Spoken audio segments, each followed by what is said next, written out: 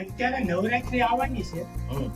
તો એમાં છોકરીઓ અને છોકરાઓ બધા એકલા રમઝટમાં જાય, ત્યાં મોજ શોખ કરે, પછી કઈ પ્રોબ્લેમ આવે તો એનું જવાબદાર કોણ? પરિવાર કઈ રીતે? પરિવાર એ રીતે કે દીકરીઓને એકલા જોવા મોકલે, નવરાત્રી રમઝટમાં મોકલે, પછી એવી પરિસ્થિતિનું નિર્માણ થાય ત્યાં કોઈનું કોઈ ધ્યાન રાખીને તો બેઠું નથી, ત્યાં આવારા તત્વો હોય, છૂટછાટ મળી જાય પરિવાર તરફથી, એટલે મનમાની કરે.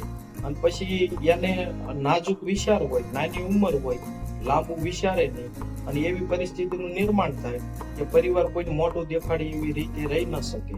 એટલા માટે નવરાત્રી એવી હોવી જોઈએ, અંબાજી માના ગરબા વાગવા જોઈએ. અને ઠીક છે, સમય આખો આધુનિક છે, એટલા માટે નોરતા જોવા જવું, પણ પરિવાર સાથે જવું. અને એથી વધારે તમારે નોરતાનો જ આનંદ લેવો હોય તો સોસાયટીની અંદર પરિવાર સાથે ગરબા લ્યો અને આનંદ લ્યો, અને તમને મજા આવે એની સાથે સાથે 12 વાગે નાસ્તો કરો અને સુઈ જાઓ. બાકી તમે પછી કોઈનો પાછળથી વાંક કાઢો, અમારી દીકરીએ આમ કર્યું, અમારા છોકરાએ આમ કર્યું, ફલાણું આમ કર્યું, એ પછી તમારે રોવાનો જ વારો આવે.